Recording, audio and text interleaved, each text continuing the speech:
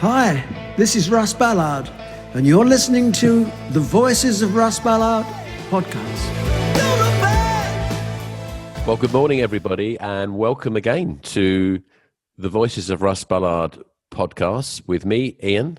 And me, Sven. Hello. Hello, Sven. How are you? I'm doing good, Ian. As today, you might not believe it, but today is I'm still a shitty singer. I'm so sorry. It's Russ's birthday. Happy birthday, Russ Ballard. And as he is a Scorpio, it looks like today is what is today, Ian? Well, Sven, make no bones about it. It's Halloween. And, you know, it's going to be a spooktacular day today. I can just feel it in my bones. So thanks for mentioning it, young sir. Thanks very much. And also a very happy birthday to Russell Ballard from everybody at the Voices of Russ Ballard. As we also have a Spooktacular guest today, maybe we give him the chance to say some lovely words to Russell now. Happy birthday, Russell, old buddy. I hope you have a great day. Wow, that was great. That was great. What a great chance to say happy birthday to you, Russ. Well, on with the show, I would say. We have an amazing guest today. I'm really looking forward to talking to him. But before we do that, two things. One of which you're gonna outline in a second. I think the first thing is just to say you're going to tell us about some great stats in a moment. But just a reminder for people that want to join the group to go on the Facebook page, go in the search, find the Voices of Russ Ballard. We'd like to get our membership even better. So if you're listening to the podcast, you like what you're listening to, please come and join us. We've got lots of great members. We've got Chris White, we've got John Verity, we've got Christian Ballard, we've got all sorts of people. And we've got Sven. So on that, Sven, tell us some good news. Okay, fancy some statistics. Well, yeah, we do this because we just want to spread the word of Russ and all the linked musicians around him. But also we are looking into some statistics, and it was great to see that, Ian, you and I, we were just introducing ourselves, and Pot 1 saw an incredible 1,000 streams in 1 month. So thank you to all the listeners out there. That was great. Brilliant stuff. Funnily enough, the Mott Pot 1 saw 1,000 streams after just 10 days. It's unbelievable. Yep. That is really good. I don't know, but maybe our listeners are interested in some more statistics. Our top countries are Germany, followed by the United Kingdom and the sunny Portugal. I think It's just Ian listening all the time, 24/7. Yeah, that's great. There's some great other countries on there, though. There's Japan, US. In the top 10, we also have Argentina. This is something I'm really proud of. We have Argentina in the top 10. That's really good. I don't know any word in that language, but anyway, so don't cry for Argentina any longer. So, Ian, what about us asking the fans and the Voices of Russ Ballard fan forum on Facebook you just mentioned some questions, read the statistics. Yeah. What do they know, or maybe do they know what the most streamed Russ Ballard track is? I think that might be a big surprise. So I think we know what it is, but we'll keep it to ourselves, shall we? And just we'll ask keep it for the moment. Keep it for the moment. For the moment, anyway. Okay. Well, we ought to move on because we have a very, very special guest today, don't we, Sven? So and you know, a really, really special chat today, and on the show is a man who's had 50 years in the music business, might be 51 by now. His roots are definitely in the blues. He's been a producer, he's opened for Jimi Hendrix, he's a stunning guitar player and a singer, by the way, and to this day still making, I think, bloody great albums and writing songs. And he happens to be a top bloke too. Ladies and gentlemen, a Warm Voices podcast. Welcome to the legend that is Mr. John Verity, otherwise known as JV. Welcome, JV. Hello. I don't know if I can follow that. Oh, wow. Oh, Joey, it's great. That's what It's great to have you on board. We are so Yeah. proud Yeah. that you Fantastic. agreed to spend some time with us. Thank you so much. Yeah, we really do appreciate it. And I know everybody listening to this will appreciate it as well, because, difficult times and, for musicians generally. And, I know that you've been doing some other stuff to try and sort of, I don't know, keep active and everything else. I don't know when do you see yourself getting back on stage properly, JV? I remember you saying to me, look, I'm writing off this year. You said that a long time ago. I don't foresee us doing any gigs before April next year. I really don't. Right. My wife Carol manages the band, and she's juggling gigs around at the moment. As you know, we started a brand new tour in March of this year. Perfect timing. Yeah. And most of the work has been moved to 2021. Some dates were moved to January, but now they're bit by bit being cancelled because nobody's confident. So it's going to be spring, I reckon, 2021. But I noticed that you're doing some socially distanced gigs in your sort of hometown, particularly in December. I think that's right, which is good news. Yeah, traditionally we've done a Christmas gig in our local village hall more or less an invited audience of around about 100 people each year. We've got permission to do it again this year, but we have to do it over 2 or 3 nights because the law now says that we can't have more than 30 people in the hall, and that includes the band. So it's sold out already, obviously, because the people that have been coming regularly want to do it, so we're keeping our fingers crossed that they don't move the goalposts again and make it 5 people or something. Well, I just think how lucky are those 30 people getting a real small, intimate, not for the right reasons, unfortunately, but getting a real small, intimate gig with you. 30 people, it's going to be great. I mean, that's a positive if there is any positives in this. Well, we got people coming from all over the country. I mean, to a tiny little village here in Bedfordshire. That might be one of the things that makes it difficult because travel might be restricted. So I don't know. We're just keeping an eye on what's going on, trying to keep positive. Well, listen, we wish you luck with that and thank you and everything. So I think tell us about. I mean, let's start at the beginning, I suppose, in terms of the early years, and there's probably lots of things that people don't know about you in the early years.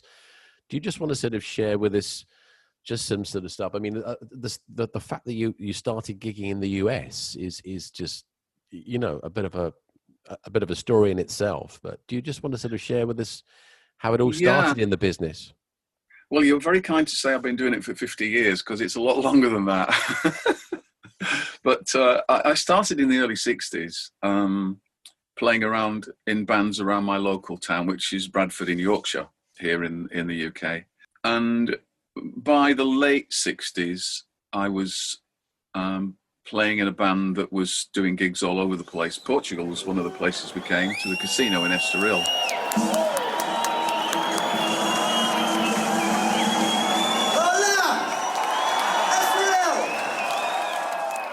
Really? In 90. That's played a couple of years ago. Yeah. Unbelievable. This casino in Estoril. Yeah, that was in 1968. We played that. 3 minutes in and we're learning already. Brilliant. We took Russell a little longer to play the casino, so well done you. Well, we did a short residency there at the band that I was in at the time, and then after that, shortly after that, we got our first gig over near America. There was a rock club in the Bahamas, on Grand Bahama. A promoter, an American promoter, a New York chap called Dave Fishman, had realized that there was a market for English rock bands in America. And he spotted this idea of opening a club in the Bahamas so that people could just fly out, because it was only like a $40 flight from the US coast to the Bahamas. And he was bringing English bands over. So, of course, you had to go for a few months, and it was a residency. And you would play lots and lots and lots of sets every night, 7 nights a week, mostly to American kids. It was amazing, absolutely amazing. And during the time that we were there, in 1969, an American promoter came to see us and took us to America. So when we finished in the Bahamas, we went to live in Florida. And that's when we started doing the big shows opening for people. And we opened for Hendrix 2 days after my 21st birthday in July 1970. Did you get to meet him? Did you get to sort of experience? Did you stand at the side of the stage when he was making the Strat talk? No, I was partly scared because I didn't want to be made to feel foolish as a guitar player on the same bill as him. But we didn't get to see him because the Hendrix's crew cleared the whole backstage area before Hendrix would come into the building. So basically we were chucked out after we'd played. I think a couple of the guys went back in to watch the show, but I was pretty angry, to be honest, and I just buggered off home. But it wasn't just Hendrix, was it? It was like the likes of Canned Heat and Janis Joplin and other big names as well, wasn't it? Yeah, we did. Basically, during that period, we opened for all the big acts that came through that part of America. Brilliant. I mean, that's to look back on that. You must be. I mean, at such a young age as well. It's just. Well, yeah, it was a pretty steep learning curve. I mean, I hadn't done many very big gigs, so it was a proper education, if you want, getting chucked out in front of huge audiences, you know. And during that period, I formed the first John Verity band, because the band I went out with, it was called Tunnel.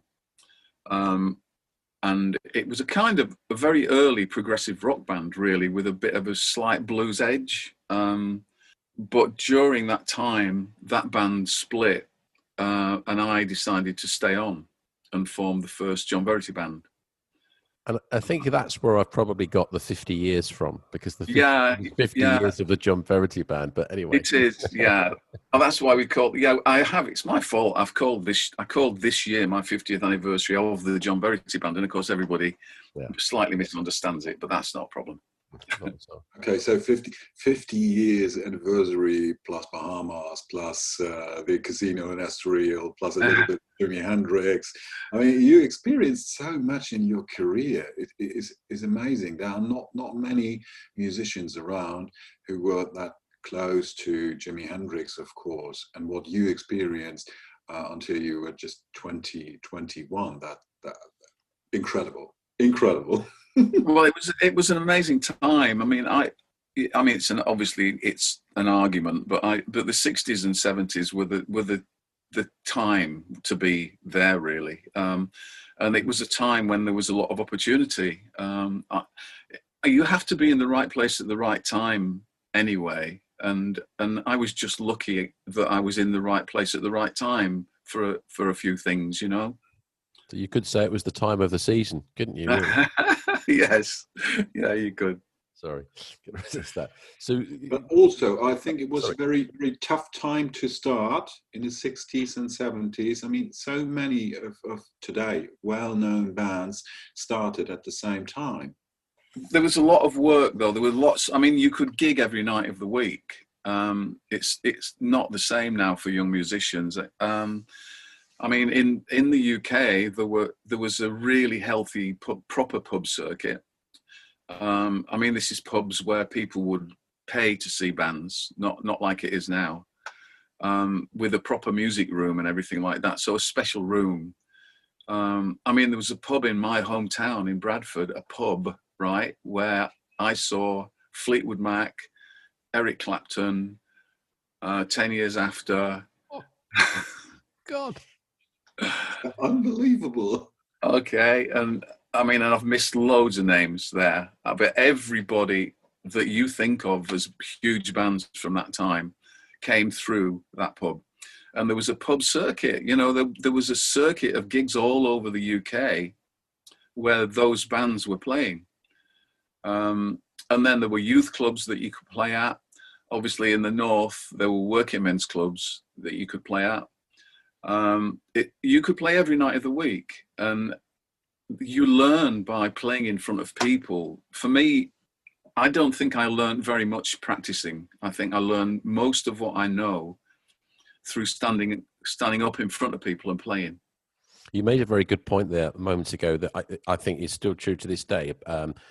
In Lagos, near where I live in Portugal, they've got a live music venue. And somebody said to me the other day, because I've met quite a lot of musicians out here actually, and they said, you know, literally they're getting paid pennies to go on stage. And he said, because you can't charge anyone. You know, if you say you charge someone on the door these days, they look at you as if to say, what? You're charging me to get in? You know, as though it's something crazy. And so how do the musicians get paid? Mm. It's live music is devalued, unfortunately. But yeah, you're right. People don't get it. People don't understand. But it costs money to be a musician. You know, you can't. I see a lot of we do a lot of festivals these days, and I see a lot of the younger opening bands that, you know, they arrive with their parents driving them in the car. They've got really expensive equipment that, you know, has been provided by the parents, and you know that they're getting paid very little. Yeah. And it's not a business plan, is it? No, it's not a career. No, it's crazy because I suppose naively they think that if they do it for next to nothing, that they'll get booked back the next year for a decent fee, and it doesn't happen. So you mentioned the John Verity band. Now, I feel extremely fortunate to say that I saw the John Verity band, probably not the first version of the John Verity band, but I saw the 3-piece where you were promoting the album, which I still have my vinyl copy of, and you knocking out Schoolgirl and really and the vision that I had at the time is you really enjoying yourself on stage. I could see that you were absolutely having a ball opening for Argent, and I think I saw 2 dates on that tour of you doing that.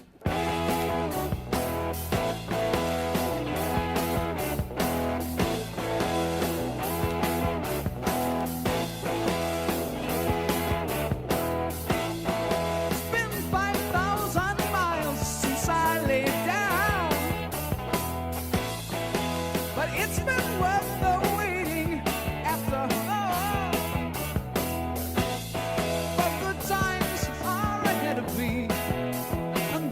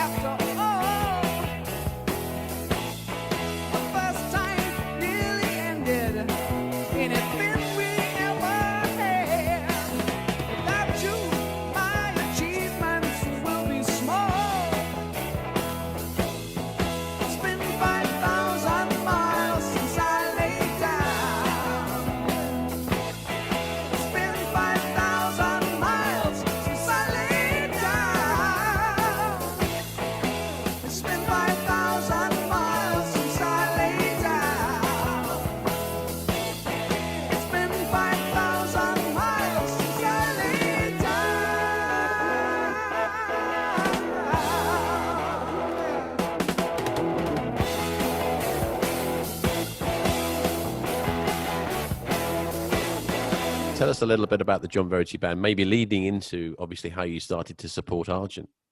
Okay. Well, in America, the band that I was in, Tunnel, split. I decided not to come home, and I put an ad in the free ads paper in Miami, and I picked up two American musicians. So that was the first John Verity Band. And then eventually I got into trouble for being there without any work papers, and I had to come home. So when I got home, I then formed the first UK John Verity Band. In my period in America, I'd written songs, and I sort of learned how to record things properly. So I'd written loads of songs whilst I was in America, and I'd built myself a little makeshift place to record demos and stuff. So I'd come back to England with a load of songs, formed the first John Verity Band. I was sort of playing the demos that I'd made around to various record companies trying to get a deal. And then eventually I got a record deal, which was amazing.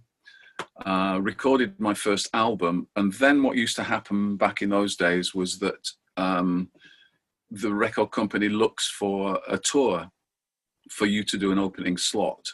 And they managed to secure me an opening slot on the Argent tour. So that's how that came about. But that situation was a real good example of being in the right place at the right time, because on that tour, Russell decided that he was going to leave the band. And I've been told that he suggested they looked at me. I've heard that many times. People have said that. Yeah. Mm-hmm. And so that's how me ended up in the band actually happened. Because they recorded the Encore album, I think, on that tour, the live album, the Argent live album, I think primarily at the St Albans gig and the Theatre Royal Drury Lane. The Theatre Royal one was the one I was at. By the way, I didn't get to the St Albans. So I think you were supporting on that, at that venue, I think. Yeah, that would have been that tour. Brilliant. Okay. Okay, and then the band asked, or somebody from the band, I guess Ron Argent, asked you to join Argent? Well, I think first of all, because the band was kind of moving in a different direction, they asked a brilliant young guitarist called John Grimaldi to join, and they began recording the Circus album. And I'm guessing that, I mean, I've never had this conversation with anybody out of the band, but I'm guessing that during the recording of Circus, they made a decision to approach me about being vocalist, because I think they felt that they'd filled the guitarist slot. And then so I got a phone call saying, would I be interested? And of course I was. I know that at first, when I was first contacted, I didn't actually say yes straight away. because I didn't know if I could be in a band and not play guitar, because I got the feeling that that's what was being offered. And then I got a second phone call, and I had a chat with the guy who was representing the band, and I said yes, and that's how it came about. Did you then get added? Good position for Argent. I mean, getting a vocalist and a great guitarist in one person. Damn good. Yeah, well, it's a good deal to me. I don't know exactly, because I never had this conversation. I don't know what. I mean, maybe I was a bit of an afterthought. I don't know, but certainly, probably more than half of Circus had been recorded by then, and then I went into the studio, into CBS Studios, to add some vocals and stuff. I didn't play on Circus. I only sang. I can hear you backing vocals quite clearly on Circus. I was going to say that's obviously you didn't come to the fore, and in terms of actually singing and playing a lot more until Counterpoints. But you can quite clearly, I think, hear your backing vocals in particularly on Trapeze and Circus. The title track maybe. High Wire. I did a lot of vocals on High Wire. Yeah. And I recorded, there was some stuff that didn't make it onto the album that I sang on as well, because obviously, as with most albums, there were more tracks than actually made it onto the final thing. So yeah, once I became confident, I got used more, if you want, Sure. Mm-hmm. Well, there's some. I mean, Counterpoints, I still think is a great album, and there's some great songs on it. Well, I mean, Circus is as well, but. Let's talk about Counterpoints, where you came centre stage, because again, I saw the show at the London Victoria Theatre, where you were kind of centre stage. Then it was a big difference to the Circus shows. You were very much at the leader of the band. Dare I say it? The leader of the band. I know Rod was the leader of the band, but you were the main guy at the front of the stage, just playing guitar and singing. I think that's fair. That's my recollection. It takes a while. I mean, obviously, when you're a new guy in a band, it takes a little while for you to establish yourself, and you don't want to come across as being too pushy. So yeah, I mean, once I become confident, then yeah, I felt okay, and I was playing guitar a lot more. There was only one section of the show where I put the guitar down. And it was just really looking at the visuals. I mean, the music is obviously the most important thing, but you've also got to think of the visuals as well. And with the Circus tour, did you come to the Roundhouse? Yes, I did. Yeah, well, obviously the visuals there were really important. A bit scary. I mean, that place was rocking. I mean, it was and I know there's a story of the original footage from that gig at the Roundhouse, that the management company went bust and managed to lose it or whatever. And I know that the Hold Your Head Up with you singing lead vocals and Hold Your Head Up is still available on YouTube. And I think it's on your website, actually, quite clearly. But it's just a shame that whole gig, somebody somewhere has that. Hopefully. Yeah. Somewhere. Yeah. I don't know. I just don't know what happened with that, because it was filmed properly. I mean, it's such a shame. The whole gig was filmed. It wasn't just done ad hoc. It was a proper film, It's such a shame. Okay, we should ask our listeners now if any of you has a copy of that show. Make it available, please. Yes. There's a ransom on there. There's a price on it, I can tell you. Absolutely. So you enjoyed your life in Argent, but at one point you made a decision to leave the band. No. Because the band disbanded. Tell us a little bit about it. Yeah, on what became the final Argent tour in America, I'd already made my mind up that I was going to do a project on the side. I'd written stuff that I knew wasn't right for Argent, and so I wanted to do something on the side, and I always intended to stay with Argent but do something on the side. A lot of people were doing that around that time. Phil Collins was doing Brand X. People. It was just something that people did, and it was accepted. But as I started telling the other guys in the band, Bob and Jim, they wanted to come along and do it. So we were going to do a band on the side. And then eventually, as this tour went on and everybody started talking to each other about the current Argent situation, it became quite clear that probably it was about time to stop Argent. Rod he'd obviously written stuff that wasn't right for Argent, so he wanted to do a solo album. So we just made the decision really just to stop. There was nothing bad going on. No, we were all great friends. So what was supposed to be our side project ended up being Phoenix and ended up being our main project. It was just like that. It was just a very, very natural thing that happened. Nothing bad at all. That's great. That's great. But Ian, you told me a little story. I mean, John just mentioned a name, a very famous drummer, and later on a very famous singer, which he still is. Maybe you will ask the question. What happened? Well, yeah. Well, you mentioned Phil Collins there, JV, and you know, yeah. Is it that there was a rumor, a very strong rumor, that Phil Collins nearly left Genesis for Argent? Yeah, I think that what happened was Bob became very ill. Bob got hepatitis during the period when we were recording Counterpoints, and Phil was asked to come in and play drums. So Phil plays drums on a few tracks on Counterpoints. In fact, there's one track, and I can't remember which one it is now, but there's one track on Counterpoints where you can't hear the join.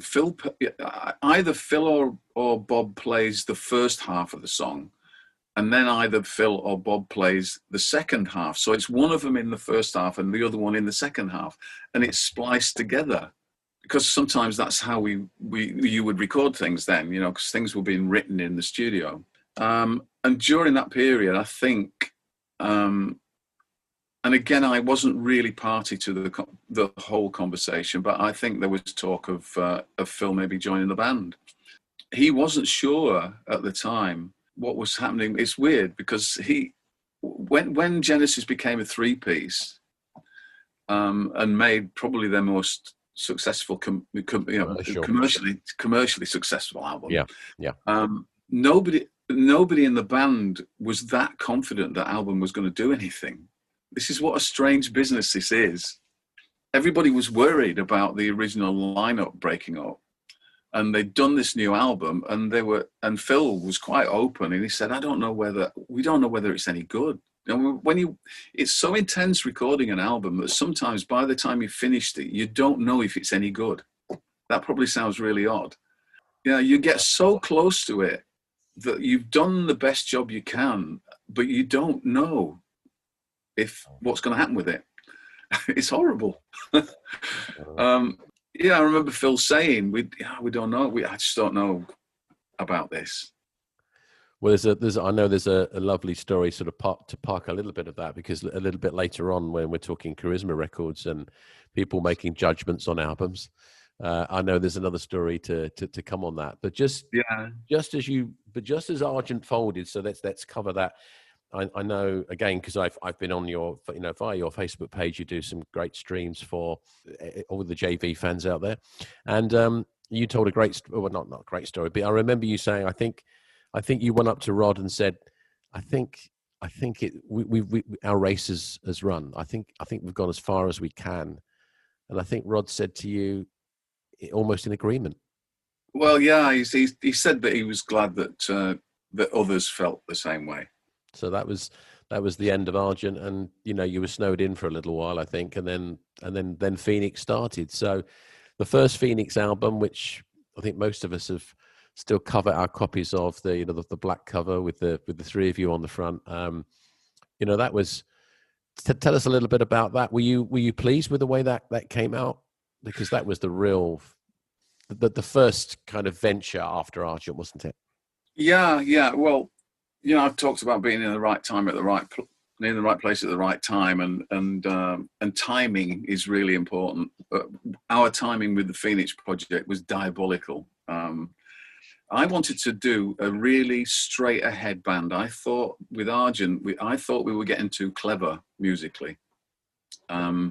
So my master plan, if you want, was to do this very straight ahead.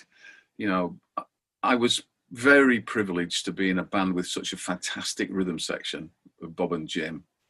And I knew that a 3-piece would be absolutely killer. I just knew it. And I was dead right. I mean, when we started recording that album, it was everything that I'd hoped it would be. But of course, when we were in the studio recording that album, it's when the whole punk thing happened. Overnight, we were the most unfashionable band on the planet. Yeah. Our timing, like many others. Our timing was diabolical. Yeah. So by the time the album was ready to come out, we were in a hopeless situation in the UK and America. So it just didn't work. You know, it was terrible. Such a shame, because that album, I still play it, and I think it's some great tracks on there, and it's free. It still, I think, still sounds very fresh. You know, particularly the opening track, you know, with the bass that starts, Jim's bass, I would imagine. You know, really, really, really good stuff.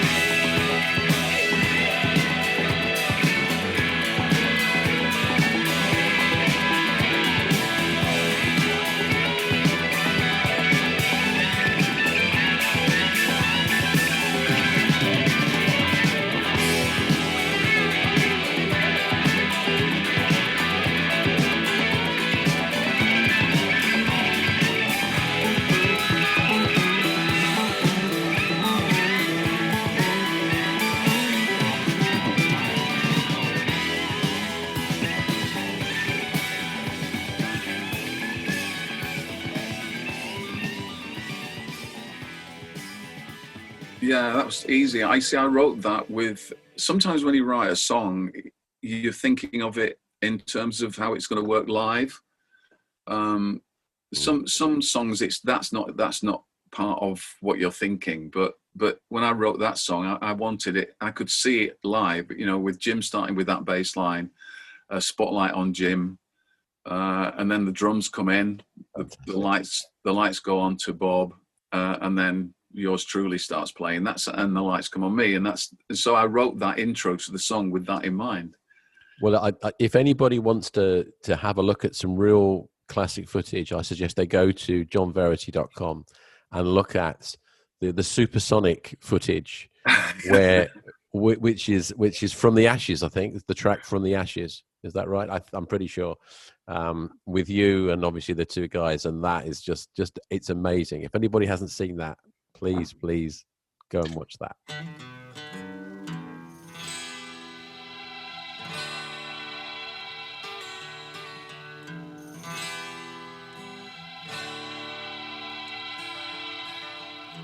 You came, you saw, you wanted.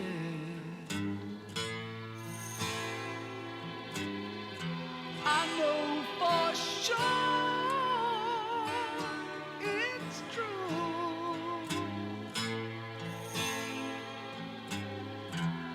I guess I knew before we started.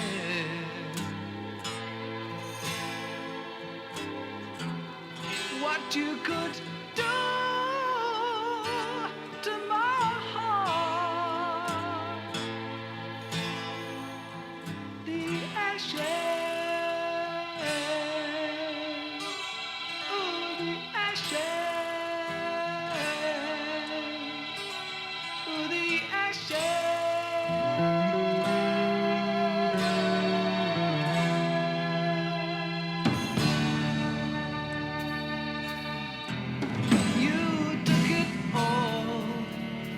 You left me nothing.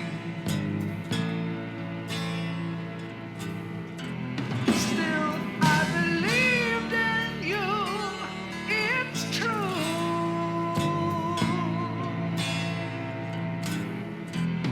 And in my dreams, I see you laughing. This broken in front of you. In the ashes, in the ashes, in the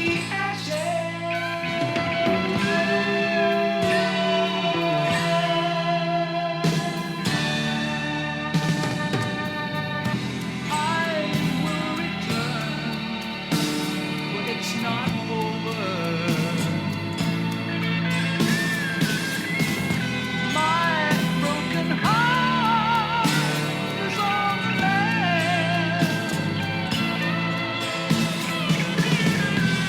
For your own sake, stay out of my life. I'm here to start my life again. From the ashes, from the ashes, from the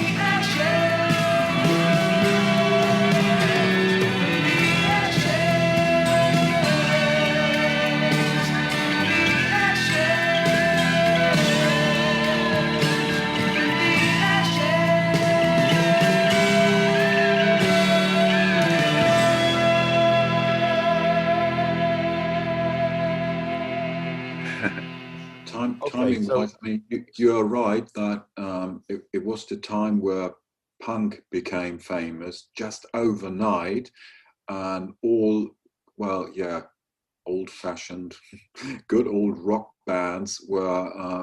Nobody was interested in rock back in the days. everybody was talking about punk, punk, punk.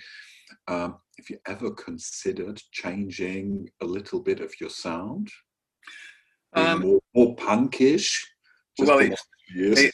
yeah, it's funny you should say that, because I mean, I was living in London at the time, and we were signed to a management company that was in London. Well, for you, we were signed to the same company that Queen was signed to, so our managers were Queen's managers as well. And yeah, because we would be in the studio in London. And then if we took a break, we used to go to the Ship on Wardour Street, which is a pub where all the bands used to go. And it was bizarre because you could see certain bands would come in and their image would start to change slightly. I would go in and I was always just me with my leather jacket on and whatever. And then people would, their image would slip slightly towards the sort of punk image, and then next time you saw them, they were a bit more punk, and then the next time you saw them, they were a bit more punk. Some bands that were out and out rock bands, within about a month, were punk bands. I used to think, well, they must look in the mirror and wonder who that person is. It must be like, who's that? Because I just couldn't. You know, I mean, it sounds a bit cliche, but I am what I am. I don't want to do something else just because it's this week's fashion, you know. Absolutely. So we just dug our heels in, and maybe wrongly. I mean, one band one example is Police. The Police were a rock band, but they shifted their image to fit in with the punk thing. They were, especially on their first album, Outlanders Demure, they were really, rocking. People were talking about new wave music, but they wanted to be punk all of a sudden. They sounded a bit more punk, but truly they are a rock band, and they always were a rock band. They came back to rock music in the early 80s. Until then, they finished off in, well, ultimately 1986, but to be honest, it was 1983 after their Synchronicity album. Do you think it's management, though, that are making these decisions, JV, and pushing their artists towards that? Or do you think the artists themselves, I mean, using the Police as an example, would that have been a decision they made to just try and be trendy, try and be trendy or convert to being trendy? Or would it be the management saying, look, if you don't do this, you're not going to continue as a band? Yeah, it would probably be that, to be honest. I mean, record companies often try and push you in a direction that you don't want to go in. I've always dug my heels in, maybe to my detriment in my career. But it's like I said, you have to look in the mirror and see yourself. You just can't follow every trend that comes along. No. And something like the blues has been around a few years. And it's still pretty good to me. Well, I'm not an out-and-out blues artist, but what I have is everything I do's got that flavour, because that's how I started, and that's the kind of stuff I like. It's just part of me, you know. So, I'd like to ask you a question about your production skills and you know some great bands that you produced. Do you want to tell us a little bit about that? Obviously, Saxon is the one that springs to mind, but I'm guessing there will be other stuff as well. Tell us a little bit about how that happened, and did you enjoy it? Yeah, well, in the days in America when I first started, when I had my first band, and I built myself a little recording setup in a cupboard. I got the bug, really. I had 2 tape machines in there that did this thing called sound on sound, and I used to transfer things between one machine and the other so that I could create what sounded like a band on my own, you know, and that was early production techniques, really. And then when I got back to England, I rented some space underneath a factory where I built myself a little studio and did it properly. So I dabbled quite early on. And then when I got my first record deal, the guy that produced the album, Steve Rowlands, who was a very famous producer, He did things like The Herd. He was a pop producer, really. He did The Herd and Dave D, Dozy Beaky McIntitch, stuff like that. So I was the first sort of rock artist that he did, but he let me get involved in the production as well, and I got a production credit on that album. So I always wanted to be in that part of the industry. And then, of course, by the time it got to Phoenix, I was in charge of the production on that, and then looking for other production projects. And when I was invited to join Argent, I just formed a new lineup of the John Verity band. And the other guys in that John Verity band were guys who then went on. When I joined Argent, with their blessing, they stayed together and changed their name to Son of a Bitch, which I thought was a great rock name. And after Argent had split and I was doing a bit more production, I got phone calls from the guys in Son of a Bitch asking me to help them do some demos. So I did. So we did some demos, and then we got them a record deal. But the record company didn't like the name. And I thought it was a great name for a rock band. But the record company didn't like the name, and they made them change their name to Saxon, which I thought was diabolical. It was a French record company, and they thought Saxon was a really sort of heavy name. And I thought it was a terrible name. But anyway, so that's how and then because I'd done the demos for them, I got asked to produce the album. So that's how that came about. And would you have missed, I guess, at that stage, almost a crossroads, well, not quite a crossroads, but doing something different?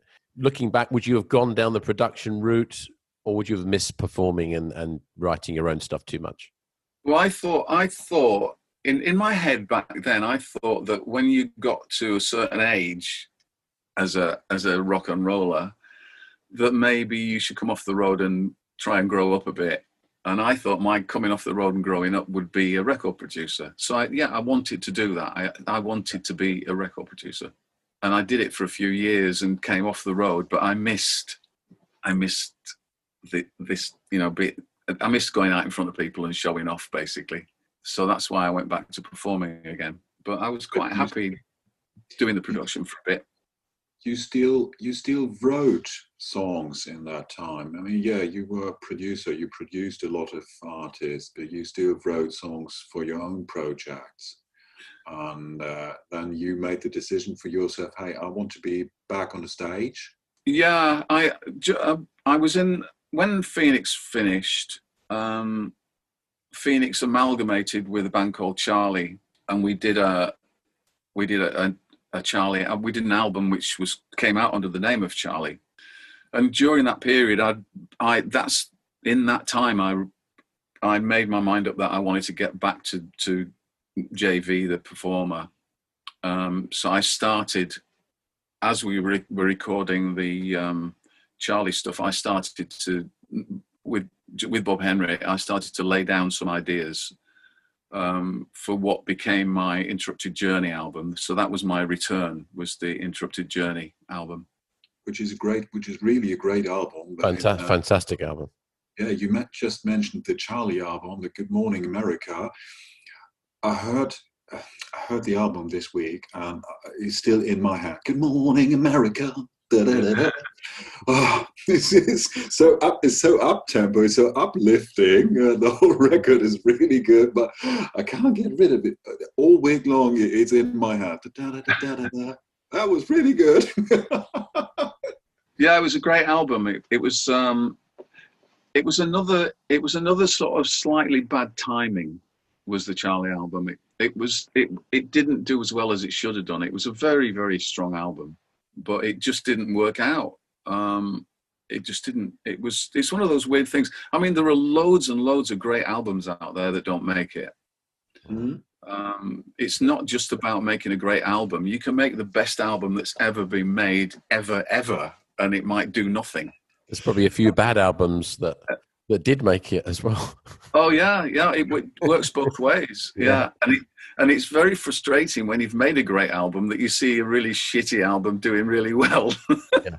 And nobody understands why. And what you just mentioned with Phoenix, I mean, the In Full View album is a great album. Catchy tracks on it. I have no idea why it wasn't their top 10 album all over the world.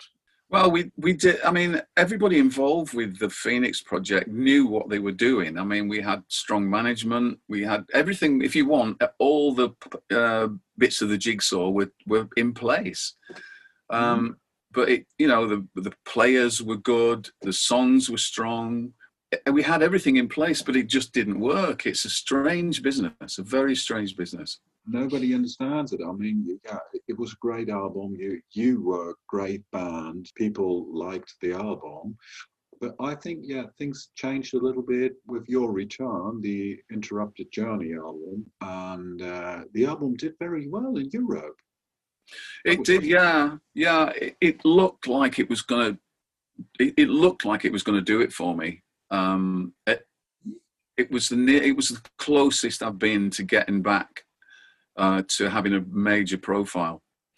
It really, it was a near miss, if you want. It did look like it was going to really do it, A quick question, because we're just around things. Just Another Day. We played the track in the last podcast. Just Another Day. We played the Phoenix version.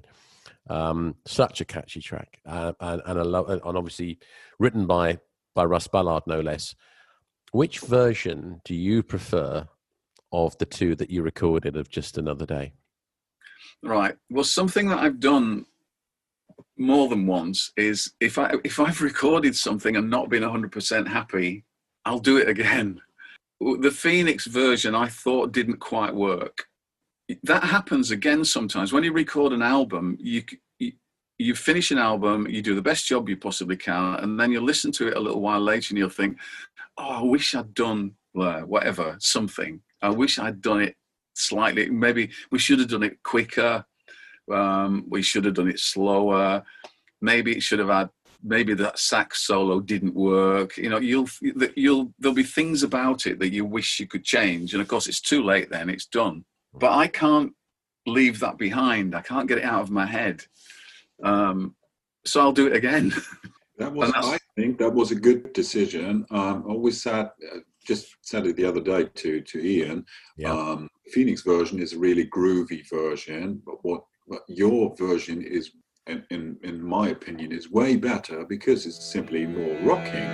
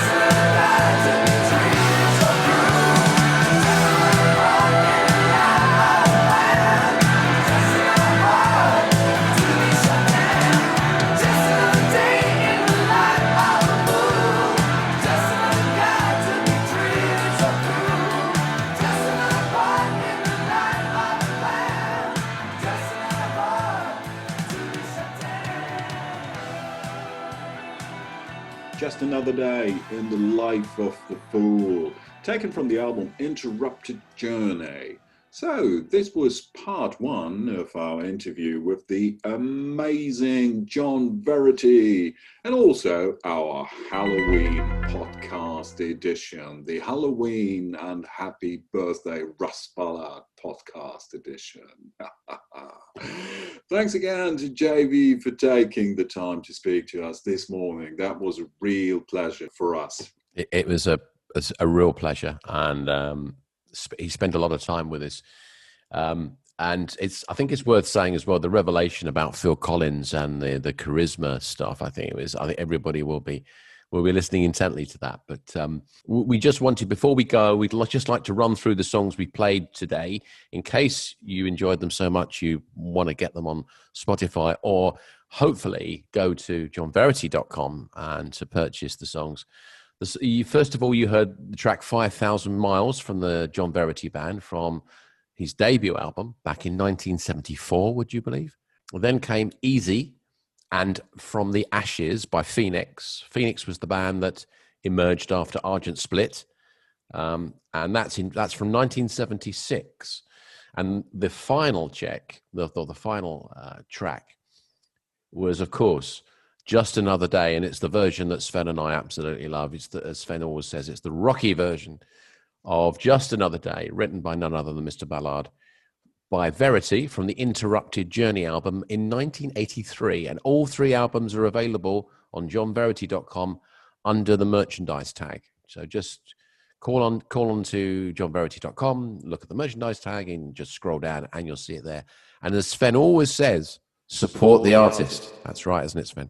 That's it. Support the artist. Hey, buy all the stuff on johnverity.com. That makes sense. The artist, especially in these difficult times with the pandemic around us, support the artist. Buy direct from their website. It's always easy and convenient to just stream or just buy on Apple Music and Spotify or wherever. It is simple and convenient, but it's also very simple and convenient to pop over to the website and buy straight from the artist. That makes sense. It does. Buy it to own. Buy it and own it. Okay. Well, as always, before we leave you, we've got a sneak preview of our second part of the chat with JV. And here's a quick snippet.